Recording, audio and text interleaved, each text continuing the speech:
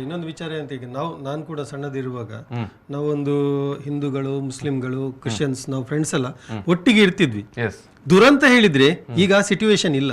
ಈಗ ಶಾಲೆಗಳಲ್ಲಿಯೇ ಮಕ್ಕಳ ತಲೆಗೆ ಈ ತರದ ಒಂದು ವಿಷ ಬೀಜ ಬಿತ್ತಿ ಈಗ ಸ್ಕೂಲ್ ಲೆವೆಲ್ ಅಲ್ಲೇ ಹಿಂದೂಗಳದ್ದೊಂದು ಗ್ರೂಪು, ಕ್ರಿಶ್ಚಿಯನ್ಸ್ ಅವ್ರದೊಂದು ಗ್ರೂಪು, ಮುಸ್ಲಿಂ ಅವ್ರದೊಂದು ಗ್ರೂಪ್ ಅಂತ ಹೇಳಿ ಇದು ಪ್ರಾಕ್ಟಿಕಲ್, ಇದು ನಗ್ನ ಸತ್ಯ.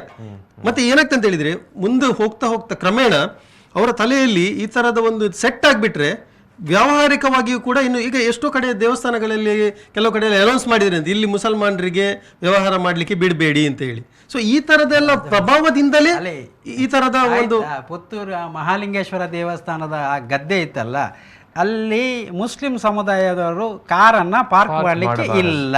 ದೇವರು ಹೇಳಿದ್ದಾರೆ ಅಂತ ಇವರು ಹೇಳೋದು. ದೇವರು ಹೇಳೋದು ಅಂತ ಹೇಳಿದ್ರೆ ದೇವರು ಮಾತಾಡ್ಲಿಕ್ಕೆ ಶುರು ಮಾಡಿದ್ರೆ ಒಂದು ಮಾತು ನಂದು ನೀವು ಕೇಳಿ. ಇವತ್ತು ಈ ತರ ಆಗ್ತದಲ್ಲ, ಇವಾಗಲೇ ನಾವು ನೋಡ್ತಾ ಇದ್ದೇವೆ ಒಳಗೆ ಒಂದು ಪಕ್ಷದ ಒಳಗನೆ ಅಥವಾ ಒಂದು ಸಮುದಾಯದ ಒಳಗೆ ಯಾವ ರೀತಿ ವೈರತ್ವ ಆಗುತ್ತಾ ಉಂಟು ಅಂತ ಹೇಳಿ. ಅದು ಯಾಕೆ ಆಗುದು ಹೇಳಿದರೆ ಪರಮಾತ್ಮ ನಮ್ಮ ಮೇಲಿನ ನಮ್ಮ ಸೃಷ್ಟಿಕರ್ತ ಇಲ್ಲಿ ಯಾವ ಪಕ್ಷಗಳಿಗೆ ಕೂಡ ಮಾತಾಡುವ ಯೋಗ್ಯತೆ ಗೊತ್ತಿಲ್ಲ ಅಂತ ಹೇಳಿ ಅವರಿಗೆ ಗೊತ್ತುಂಟು.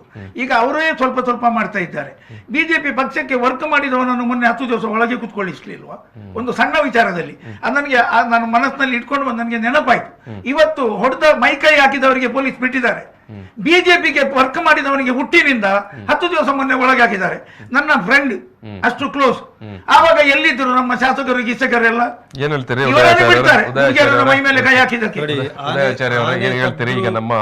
ಕಾನೂನು ದೇಶದಲ್ಲಿ ಜುಡಿಷಿಯರಿ ಸಿಸ್ಟಮ್ ಇದೆ ಸರ್, ಪೊಲೀಸ್ ಇದೆ, ಮಿಲಿಟರಿ ಇದೆ. ಜನರಿಗೆ ಯಾರು ಹಕ್ಕು ಕೊಟ್ಟಿದ್ದಾರೆ ಇನ್ನೊಬ್ಬದನ್ನು ತನಿಖೆ ಮಾಡ್ಲಿಕ್ಕೆ?